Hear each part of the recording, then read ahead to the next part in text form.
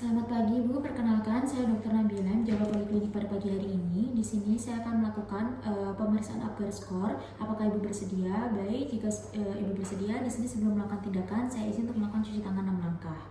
Kemudian di sini selanjutnya saya akan meletakkan bayi yang baru lahir pada tempat pemeriksaan. Yang pertama yaitu penilaian pada warna kulit, 0 untuk seluruh tubuh biru atau pucat, 1 untuk tubuh kemerahan, ekstremitas biru, 2 untuk seluruh tubuh kemerahan.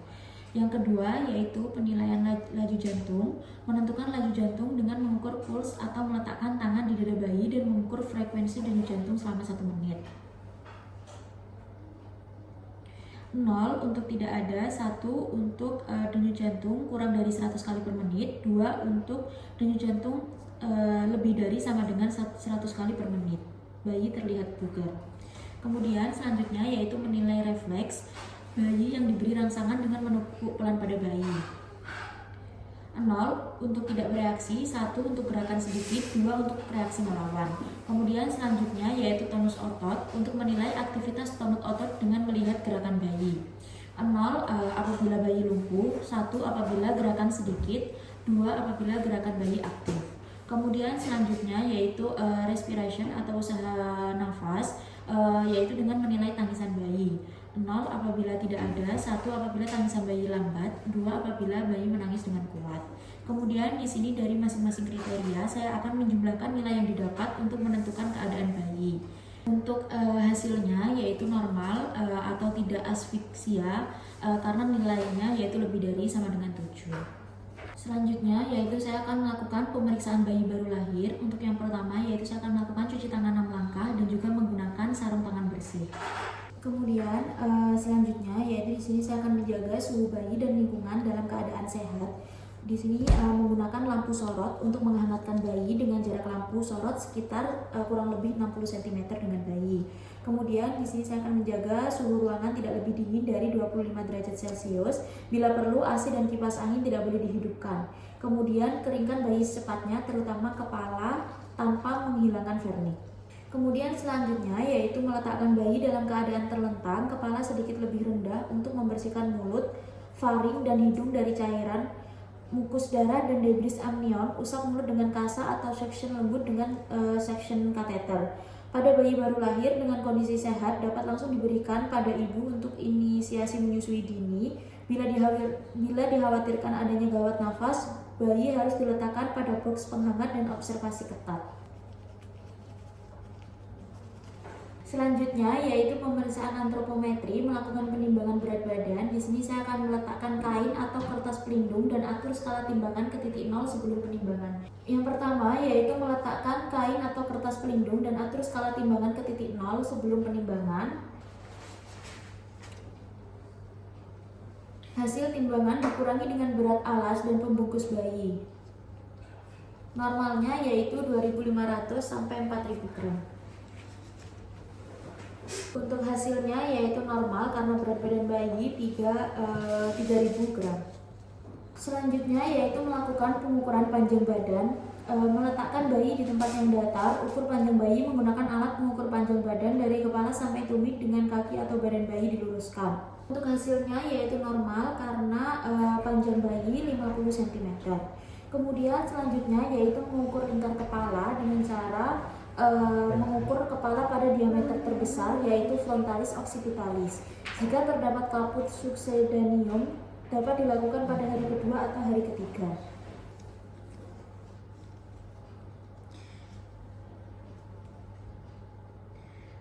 Untuk hasilnya yaitu normal karena lingkar kepala 34 cm. Kemudian selanjutnya yaitu mengukur lingkar dada. Pengukuran dilakukan dari daerah dada ke punggung kembali ke dada. Pengukuran dilakukan melalui kedua puting susu.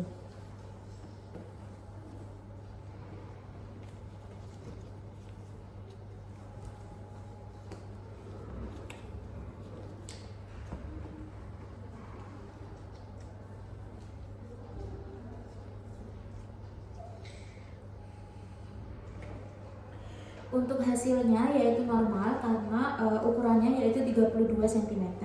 Kemudian selanjutnya yaitu pemeriksaan tanda vital. Untuk yang pertama yaitu pemeriksaan suhu bayi dilakukan pada aksila sekitar 5-10 menit. Setelah 5-10 menit yaitu suhu keluar, untuk hasilnya yaitu normal karena suhu pasien suhu bayi yaitu 36,6 derajat Celcius. Selanjutnya yaitu pemantauan denyut jantung bayi dengan memperhatikan keteraturan denyut jantung bayi, hitung frekuensinya selama 1 menit penuh. Untuk hasilnya yaitu normal denyut jantung yaitu 140 kali per menit. Selanjutnya yaitu pemantauan pernafasan bayi. Di sini saya akan menghitung pernafasan bayi selama 1 menit penuh, memantau adanya apnea dan juga mendengarkan suara nafas, memperhatikan tarikan dada bayi. Untuk hasilnya yaitu normal 50 kali per menit. Selanjutnya yaitu pemeriksaan head to toe. Yang pertama yaitu melakukan pemeriksaan kepala. Di sini saya akan meraba sepanjang garis sutura dan fontanel apakah ukuran dan tampilannya normal. Fontanel anterior harus diraba. Fontanel yang besar dapat terjadi akibat prematuritas atau hidrosefalus, sedangkan yang terlalu kecil terjadi pada mikrosefali. Kemudian memeriksa apakah terdapat trauma kelahiran, misalnya kaput succedaneum, sepal hematoma, perdarahan galeal, fraktur tulang tengkorak. Kemudian memperhatikan adanya kelainan kongenital seperti anencefali ataupun mikrosefali. Untuk hasilnya yaitu normal karena tidak terdapat kelainan kongenital maupun trauma kelahiran. Selanjutnya yaitu melakukan pemeriksaan mata. Di sini saya akan memeriksa dari jumlah, posisi, letak mata dan juga gerakan bola mata. Kemudian memeriksa adanya pembesaran dan juga kekeruhan pada kornea. Kemudian memeriksa adanya trauma seperti palpebra, pendarahan konjungtiva atau retina. Setelah itu melihat apakah adanya sekret pada mata, konjungtivitis oleh kuman gonococcus. Kemudian melihat keadaan sklera, apakah nampak gejala ikterus atau tidak. Kemudian melihat apakah terdapat Kaji-Eyling refleks, yaitu refleks gerakan seperti menutup dan mengerjapkan mata. Jika bayi terkena sinar atau hembusan angin, matanya akan menutup atau mengerjapkan mata. Untuk hasilnya yaitu normal mulai dari jumlah, posisi, letak mata, kemudian adanya trauma seperti pendarahan konjungtiva, sekret abnormal maupun refleks Eyling. Selanjutnya yaitu melakukan pemeriksaan telinga, memeriksa dan pastikan jumlah, bentuk dan juga posisinya simetris atau tidak. Kemudian pada bayi cukup bulan, tulang terawang sudah matang. Daun telinga harus berbentuk sempurna dengan lengkungan yang jelas di bagian atas. Kemudian perhatikan letak daun telinga, apakah letaknya itu rendah, low set ears, atau mengalami sindrom tertentu. Untuk hasilnya yaitu semuanya normal, posisinya juga simetris. Kemudian selanjutnya yaitu periksa hidung, melihat bentuk dan juga lebar hidung. Pada bayi cukup bulan lebarnya harus lebih dari 2,5 cm. Bayi harus bernafas dengan hidung. Jika melalui mulut harus diperhatikan kemungkinan adanya obstruksi jalan nafas karena atresia koana bilateral, fraktur tulang hidung atau ensefalokel yang menonjol ke nasofaring. Kemudian melihat apakah terdapat sekret mukopurulen yang terkadang berdarah, yang dimana kemungkinan adanya sifilis kongenital. Kemudian melihat adanya pernafasan cuping hidung. Jika cuping hidung mengembang menunjukkan adanya gangguan pernafasan. Untuk hasilnya semuanya normal, lebarnya yaitu sekitar 3 cm, kemudian tidak terdapatnya obstruksi jalan nafas maupun tanda-tanda pernafasan cuping hidung, dan juga tidak ditemukan adanya sekret mukopurulen. Aduh capek. Kemudian selanjutnya yaitu melakukan pemeriksaan bibir dan mulut, melihat bentuk bibir apakah simetris atau tidak, kemudian memperhatikan daerah langit-langit mulut dan di bibir jika ada bibir sumbing. Perhatikan jika ada bercak putih pada gusi maupun palatung. Kemudian melihat refleks rooting yaitu mencari puting susu, kemudian refleks sucking menghisap dan juga refleks swallowing menelan.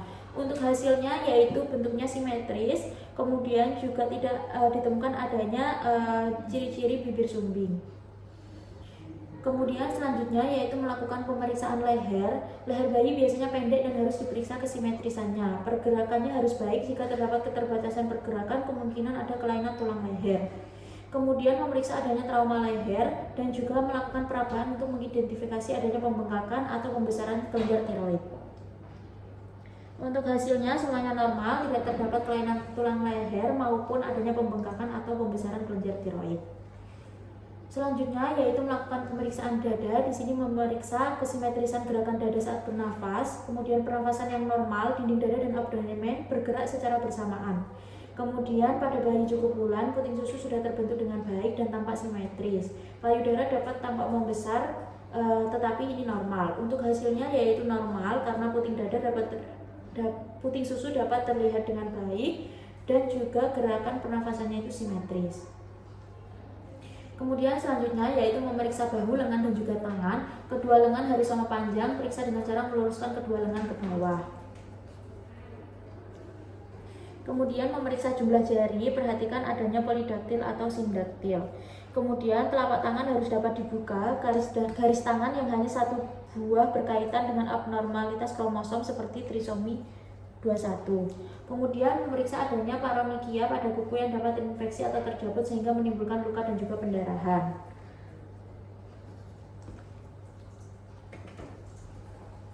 Kemudian selanjutnya yaitu melihat refleks moro dan memungkinkan adanya fraktur pada bayi. Kemudian melihat adanya refleks palmar grasping atau menggenggam. Untuk hasilnya semuanya normal.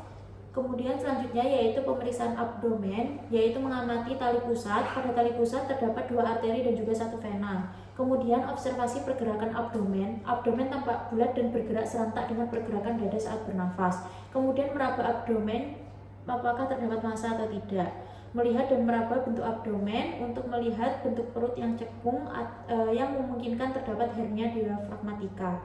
Untuk hasilnya yaitu semuanya normal, tidak terdapat massa maupun tidak terdapat kelainan lain seperti tanda cekung yang memungkinkan terdapat hernia diafragmatika.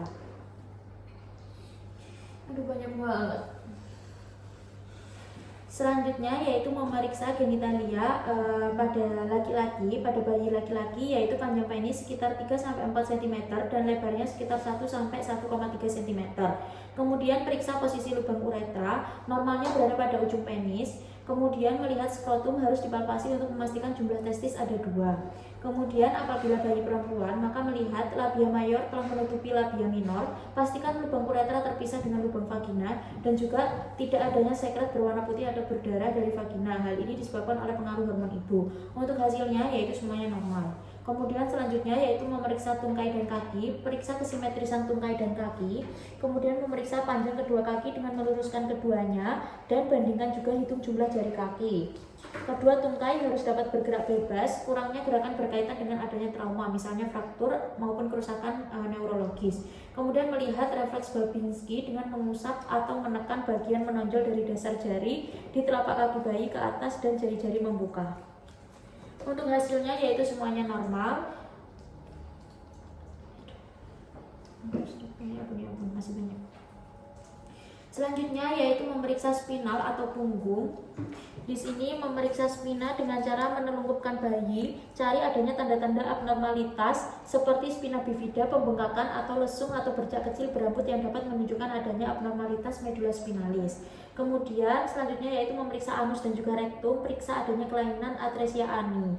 Kemudian mekonium secara umum keluar pada 24 jam pertama. Jika sampai 48 jam belum keluar, kemungkinan adanya mekonium plak sindrom, megakolon atau obstruksi saluran pencernaan. Untuk hasilnya yaitu normal.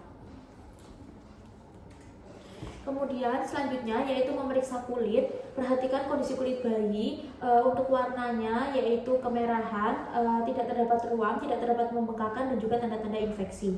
Kemudian juga tidak ditemukan adanya bercak ataupun adanya tanda lahir.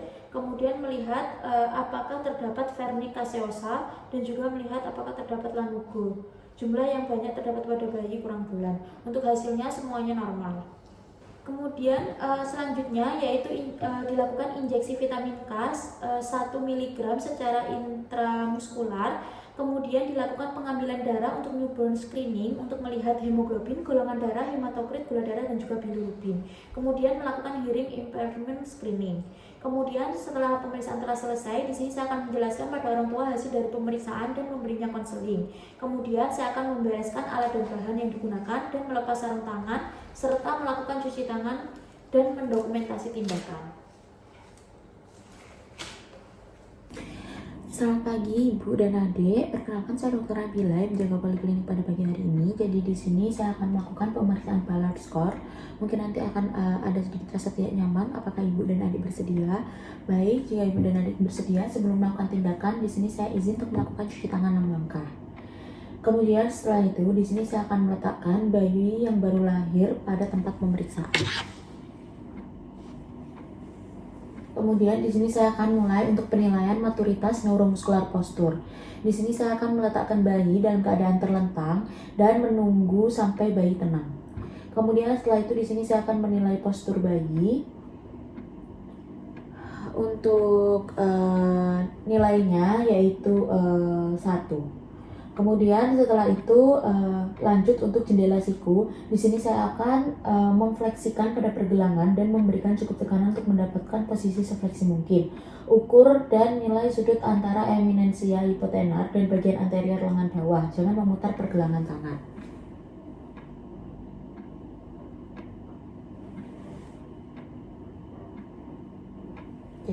Baik, di sini untuk nilainya yaitu 0. Kemudian selanjutnya yaitu recoil lengan. Di sini saya akan memegang kedua tangan bayi dan memfleksikan bagian bawah sejauh mungkin dalam 5 detik. Rentangkan kedua lengan bayi dan lepaskan.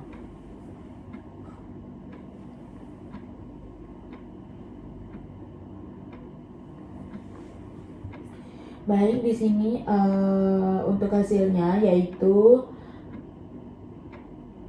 110 sampai 140 derajat. Kemudian selanjutnya yaitu lanjut pada sudut popliteia. Di sini bayi diposisikan terlentang, kemudian paha ditempatkan lembut di perut bayi dengan lutut tertekuk penuh.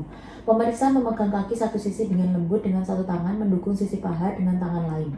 Jangan memberikan tekanan pada paha belakang. Pastikan bayi berhenti mendorong secara aktif sebelum melakukan ekstensi kaki. Kemudian kaki bayi diekstensikan sampai terdapat resistensi pasti terhadap ekstensi.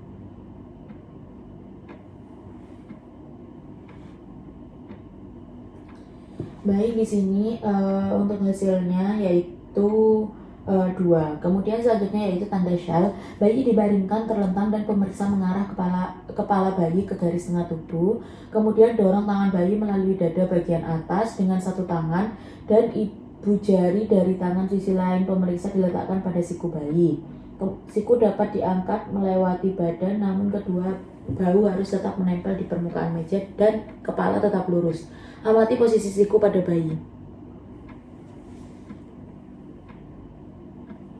Baik, di sini untuk hasilnya yaitu 2 skornya. Perasat tumit telinga, posisi bayi dalam keadaan terlentang, lalu pegang kaki bayi dengan ibu jari dan jari telunjuk. Tarik sedekat mungkin dengan kepala tanpa memaksa. Pertahankan panggul pada permukaan meja pemeriksa dan amati jarak antara kaki dan kepala, serta tingkat ekstensi lutut.